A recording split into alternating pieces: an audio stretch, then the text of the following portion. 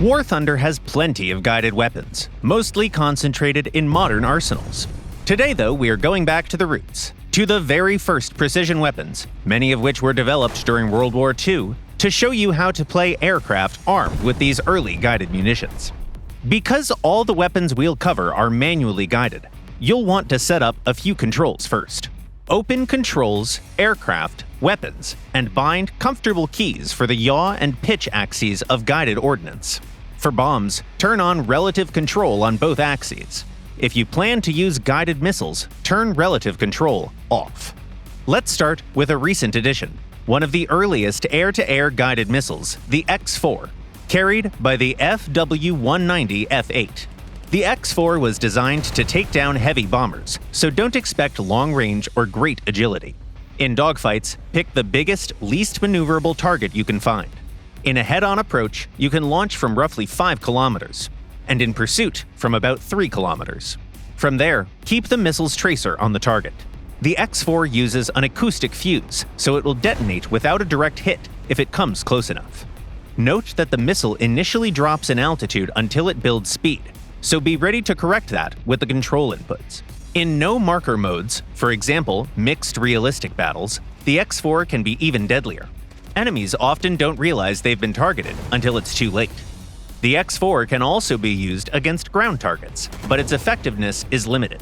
Its warhead contains 9 kilograms of TNT, enough to reliably damage only lightly armored vehicles at close range, so focus on AA guns and similar soft targets.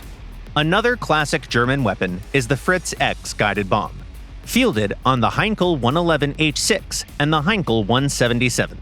When you enter the bombing site, you'll see the aiming cross and maneuver limits. Those lines show you how far you can steer the bomb.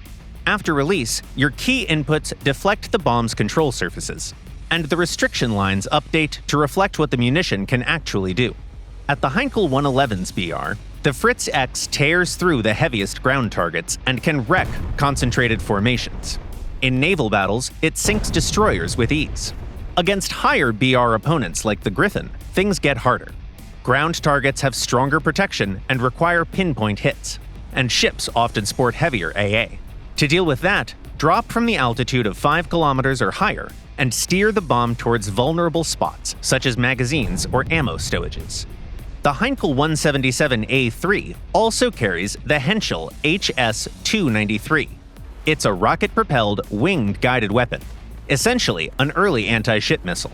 Its high-explosive warhead isn't ideal for heavily armored targets, so use it against light cruisers or destroyers.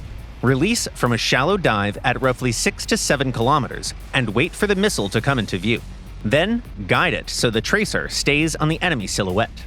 In mixed ground battles, the HS-293's low agility makes close work tricky, but a near hit among clustered light tanks or SPAA can net multiple hits.